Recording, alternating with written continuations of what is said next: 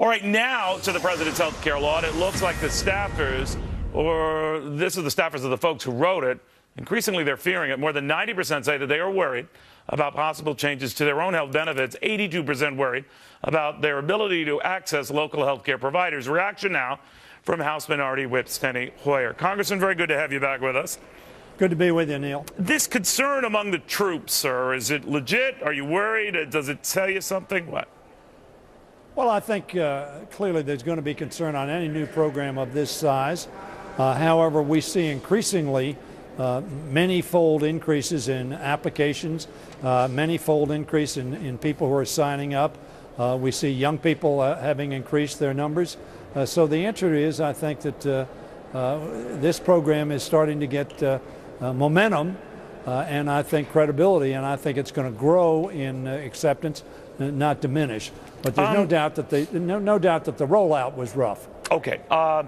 Nancy Pelosi sort of winced when a reporter called this Obamacare. What do you call it? Well, I call it the Affordable Care Act, but I call it Obamacare a lot as well. But the reason she winced, and the reason that I try not to use it if I think of it, because so many people, we've called it Obamacare for so long, is because that phrase was coined not as a supportive phrase, but as a derogatory phrase to say this was Obama's plan to socialize America or to make it a more socialistic environment. In point of fact, it's a private sector yeah, but the president seemed to like it, and he always seemed to like it. I guess I would like it too if I call it Cavuto care. I call it, Well, let me tell you, I think he does, except for what it implies. Yeah. And it is obviously used by many as a derogatory term, not as a either an expression of support or simply an explanatory term. But let me say what Obama says. He says, Republicans are going to call Obamacare right up until the time it works.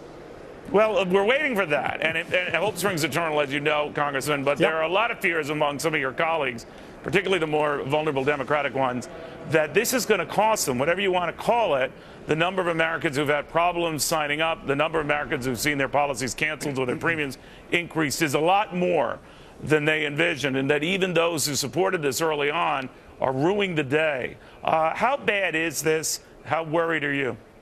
Look, I think it's going to work, and I think if it works over the next 6 months, I don't think we're going to be worried about it. When you say works over the next 6 months, what's going to happen? People are going to see that what they're getting is good, their alternatives are better, that their pre-existing conditions don't preclude them. Seniors are getting better health care dollars for their prescription drugs, so that the positives built in here. And if health care costs keep being contained, at some point in time, we're going to have to give credit to the Affordable Care Act, not just to a recession. But what happens when you mentioned 6 months out, sir, and then you've got all of a sudden, the employer mandate kicking in soon thereafter, and then a lot of these companies might decide on their own, well, these provisions are so tough, we're going to have to let go or increase the premiums of maybe millions of folks. And so, like, the second storm is coming. What do you say?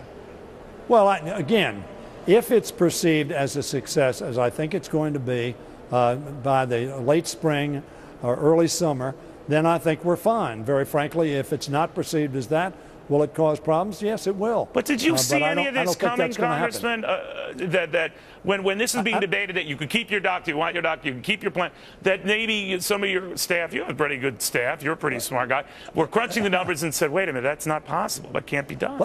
Let me tell you something. First of all, if you like it, you keep it.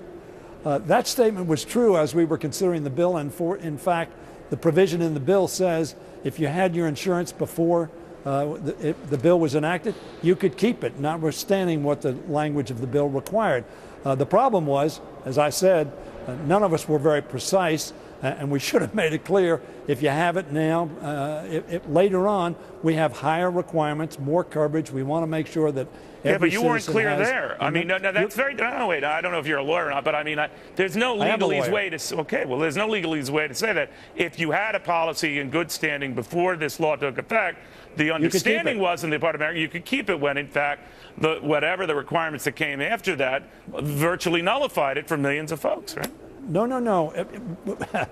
Let's go through what I just said. We don't want to take a lot of time. I said if you had a policy the day before the health care bill was signed, the health care bill said you could keep it and you could keep it. That did not mean that we were going to force the insurance companies to keep offering it. Most of these people in the private sector, not through their employer, had insurance, as you well know, kept it less than 2 years for the most part, because they kept changing policies and the insurance companies kept changing policies and prices on them. One of the problems, frankly, Neil, with the Affordable Care Act is we've adopted a bill.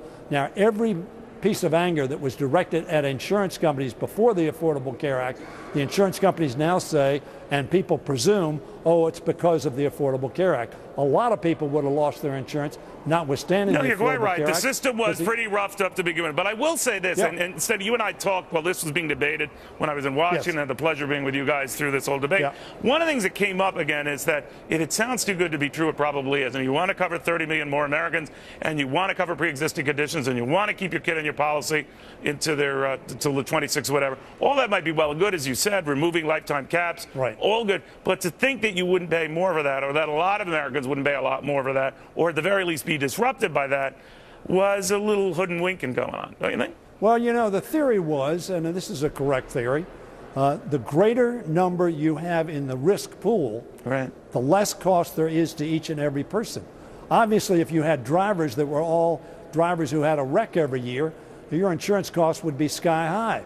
One of the reasons that automobile insurance is affordable for the most part for all of us is because not very many of us have accidents every week or every month. Therefore, we spread the risk over a great number of people. That was the theory, Neil. Clearly, and something went wrong. Something went wrong, right?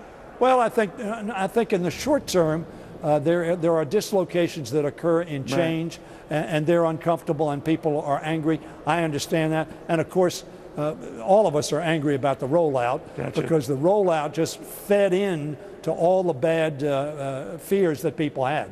All right, Steny Hoyer, we'll see how it goes. Maybe, like you say, with the next 6 months, it's all a memory. Maybe we do the under and over on that. Steny Hoyer, thank you very, very much.